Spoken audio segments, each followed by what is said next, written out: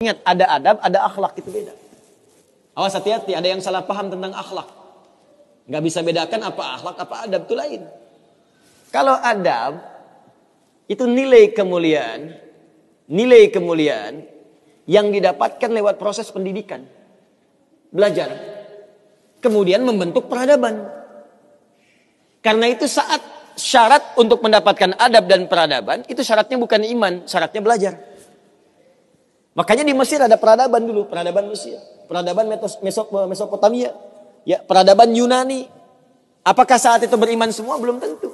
Kalau dia mau belajar, dia bisa mendapatkan adab dan bisa membangun peradaban.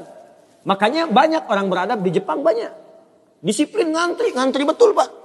Jadi kalau benar-benar antum masuk ke tempat gak ngantri, ketahuan antum gak beradab. Bahkan untuk naik eskalator pun dibagi. Kanan untuk yang buru-buru, kiri untuk yang stay tinggal. Gak bisa antum ngobrol kanan kiri itu.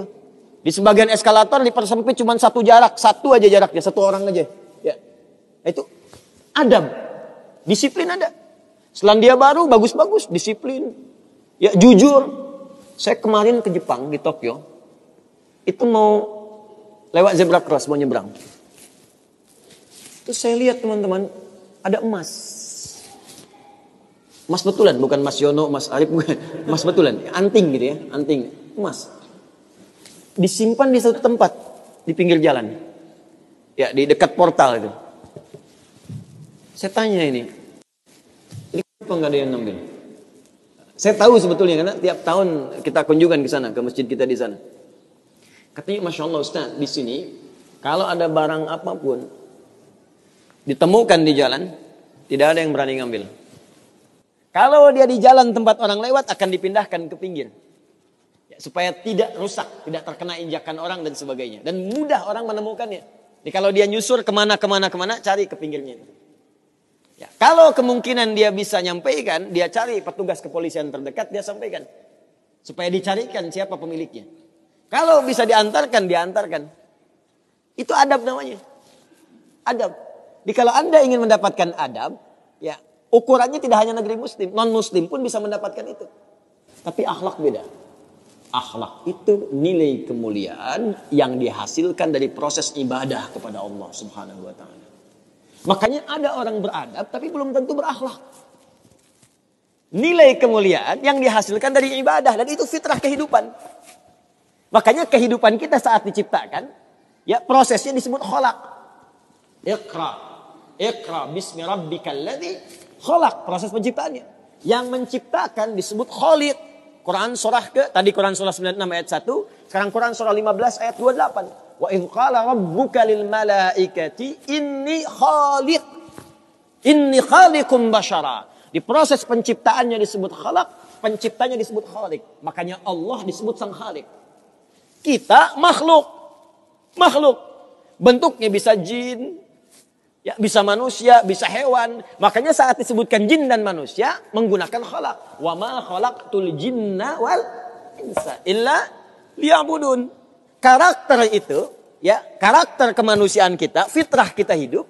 Kalau ingin mulia, maka diharuskan ibadah, liya'budun, ibadah. Supaya apa? Mendapatkan akhlak. Akhlak senapas dengan khuluq.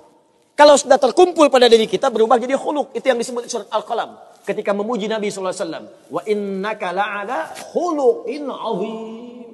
Bagaimana Nabi mendapatkan khuluq? Ibadah. Dengan meningkatkan takwa kepada Allah Subhanahu wa ta'ala. Makanya diminta kita sholat. Diminta kita puasa. Baca Al-Quran supaya punya akhlak. Apa diantara akhlak itu nilai kemuliaannya? Maaf. Bukan sekedar disiplin. Bukan sekedar jujur. Lebih tinggi daripada itu. Bagaimana meninggalkan semua yang tidak baik. Khamar tidak baik. Zina tidak baik. Hati-hati. Zina gak bagus. Khamar tak bagus. Siapapun di muka bumi. Mohon maaf. Sekalipun pelakunya pasti akan menolak zina.